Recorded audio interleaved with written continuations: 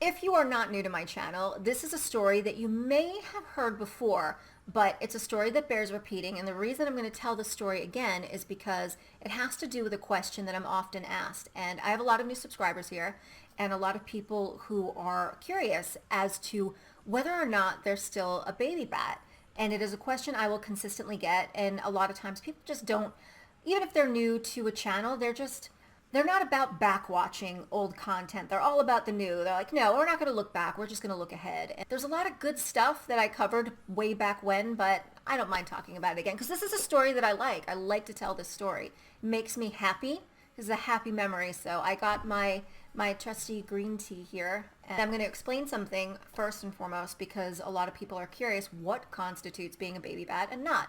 So a lot of people think that being a baby bat has to do with one's age, and that's not true because you can have two Goths, one being 18 and one being 42, and that 42-year-old could actually be the baby bat in the equation. And the reason why is it has to do with how long one has really been involved in the subculture, as well as when they no longer feel as if they are the kid at the kids table.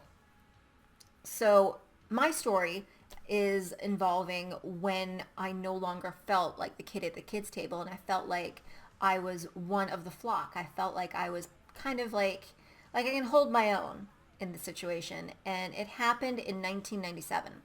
I'd only been a goth for a few years, but it was kind of reaching that point to me where I didn't feel like I needed the training wheels anymore. I still had a lot of time to go because 3 years is not a long time. I think whether or not you are a baby bat or a new goth really has to do with time invested, how long you've been involved, and when you feel as if you got this. You no longer feel like you need to ask questions. You no longer feel like all eyes are on you, or you feel like you're being judged because you don't know as much as everybody else, et cetera, et cetera. And those insecurities, they go. Those are kind of insecurities that we have really with everything. It's not just something associated with goth. It's something that's associated with really anybody getting involved in any kind of social situation. We've had it when we started high school. You know, we're the freshmen and then we're integrating with people who are in 10th, 11th, and 12th grade, and we feel like the little kids. And eventually those insecurities, they go once we get used to our environment and get used to the way things kind of work. So for me, when it happened for me, it was 1997. I was 17 years old, and I'm going to show you the exact outfit that I wore to that event because through the magic of Poshmark and Depop and all of these things, I managed to locate the outfit from the 90s that I wore to the event. I've been on this kick where I've just been kind of acquiring things that I used to have back in the day, things that made me happy and things that either got damaged or lost or stolen or whatever thing happens in between falls into the void. So 1997, it was the London After Midnight concert, and I had really gotten into them really hard. And it's one of those bands for me that I was just like, I was a huge fan. Loved London After Midnight. And they were going to be playing at the Angel Orson Sands Foundation, which was it was a refurbished cathedral or church. And it was perfect environment for the entire event. I was stoked about going.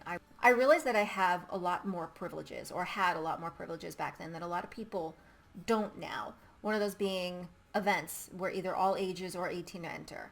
It's not really like that anymore. Another one being that I grew up outside of a major city. I lived in New York my whole life. So living on Long Island, Manhattan is just a short train ride away from me. Another one was that my parents were lenient enough to where I was allowed to go to these events because even if you kind of are of a certain age, parents aren't as receptive to the idea of allowing their teenager to get on a train and just go into the city willy-nilly. I fortunately had very permissive parents and I was allowed to do quite a lot. So I understand that there's a lot of kind of nuances there that other people might not have. But I did happen to have a lot of fun and cool adventures that I will cherish for now until the end of time. Angel Orson Sands Foundation is where the event was to take place, and I remember I had to call Batcave to find out what the whole deal was. So this is where I had the crap embarrassed out of me. Luckily, it was over the phone, but I swear I felt like people knew exactly who I was. And back then, the internet, it's super scarce. We don't have privy to like the amount of information that we have now. I happened to love John Koviak. Many of you know who John Koviak is. Many of you do not. John Koviak was basically the poster boy model for Propaganda magazine, and he graced my walls. I had him plastered on my walls, and he was sort of, my ideal when it came to physically what I wanted in a human. And I thought that John Koviak, who had previously been in London After Midnight, was still in London After Midnight. And unbeknownst to me, he was no longer in London After Midnight, had not been for a long time. So I called Batcave and I was like, hello, Batcave, I would like to get tickets to the event and I just would like to get information, blah, blah, blah. I don't remember exactly what was said in this conversation. That was many years ago. But what I do remember is, for whatever reason, working in, I don't care where I stand so long as it's close to John.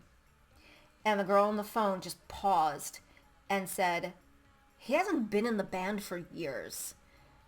And anybody in the goth scene, you remember being that young person, maybe you are that young person now, when you get something wrong and you have it pointed out, but in that way, you feel like you begin to just shrink down into nothing. And that is what I felt like. I was like,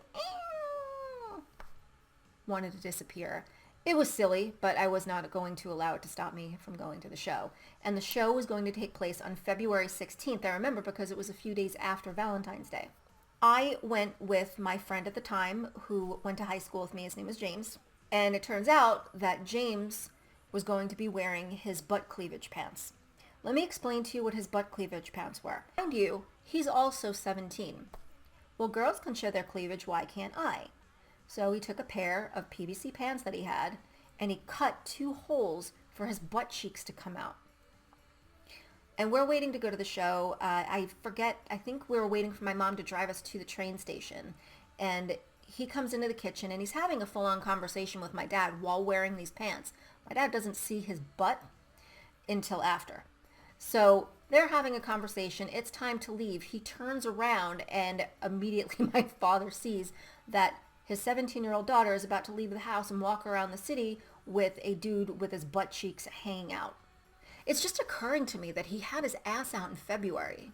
So we get on the train, and the plan was we were going to meet a couple of people at the train station at Penn Station who were kind of acquaintances, people that I knew from the clubs and through mutual friends. We became close with. One of them I ended up dating for almost 10 years, but that is another story altogether. But we met at Penn Station, and we walked to the event together.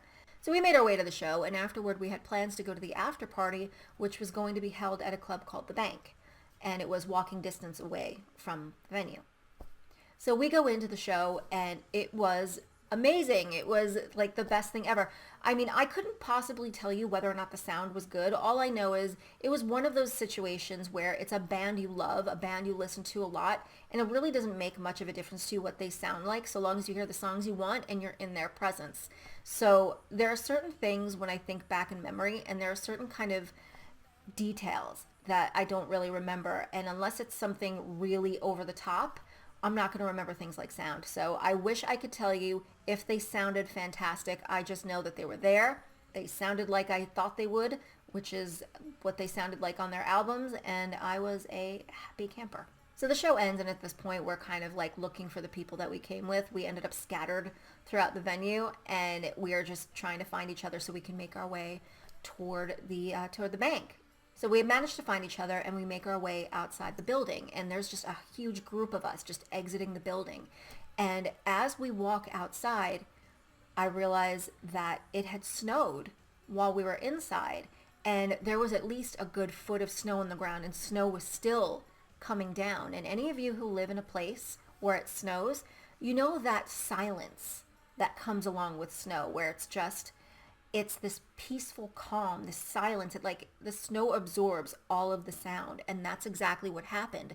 So you can imagine being in the middle of Manhattan, what that must have been like. You're surrounded by these buildings and tons of goths, and suddenly it's just this perfect silence as the snowflakes are falling down. And it was beautiful. And I remember I was wearing this opera coat, which is essentially, it's like a cloak with a hood, but it's super thick black velvet. And then inside it had kind of a cream faux fur, which was super warm.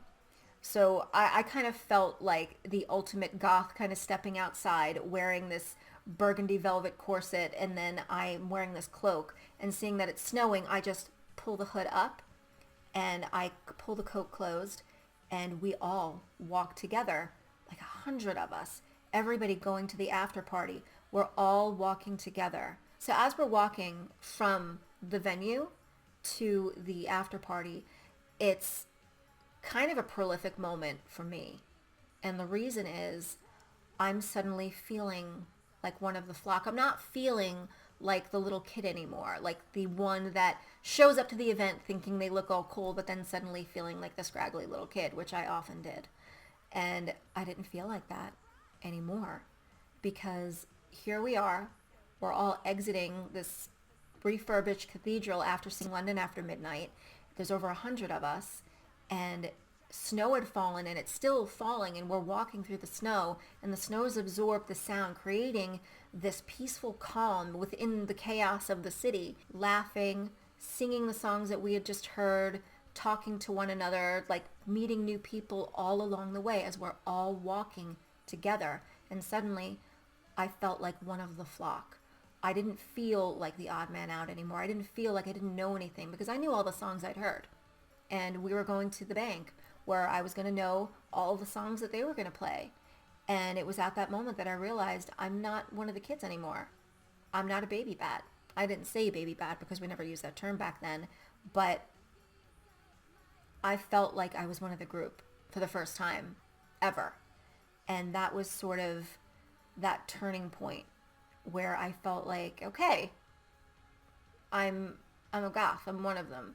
Because we all go through that period where we have this imposter syndrome, where we feel like we don't belong, where other people are judging us, and maybe we don't have the right clothes, or we don't know as much of music as we think. And what you have to understand about that, and I think it's something really important, other people aren't looking at you the way that you are looking at you. And sure, there are jerks out there. There are people out there who judge. But for the most part, we are our worst critics, and we can be so hypercritical of ourselves in so many situations that we think other people are judging us in that same way. And we end up kind of taking that insecurity that we have and projecting it onto others, and kind of having our negative thoughts about ourselves come out of their mouths or their thoughts, when it's not even the case, not even close to the case. So you really have to consider that you're not looking at you the way that everybody else is looking at you. So you really need to cut yourself some slack, give yourself a break, and just don't allow those kinds of things to ruin moments. Because if you want to have those experiences and enjoy those experiences, you got to get involved. Get involved, go to events, go to clubs, go to concerts. And if it's a difficult thing for you to do for whatever reason, whether it be proximity to other people where you live, etc., find other ways to get involved. There are a myriad of ways. Just get online, get on Facebook groups, get on Reddit, just find your people. Just always make sure to be careful. And that's something that's really important, is you want to be careful with the people that you meet online. You want to be safe, and you want to safeguard yourself. So never meet somebody alone. Never meet somebody in a darkened alley. Always go with people. Remember, the buddy system works. And always tell people where you're going. Make sure your family knows. Make sure your parents know. Make sure that you're not kind of leaving an air of mystery as to what's going on. But eventually, once you find your flock and once you get things moving, you're going to realize how much further away from baby bat you get with each event that you attend, or each time that you integrate or involve yourself in these kinds of situations.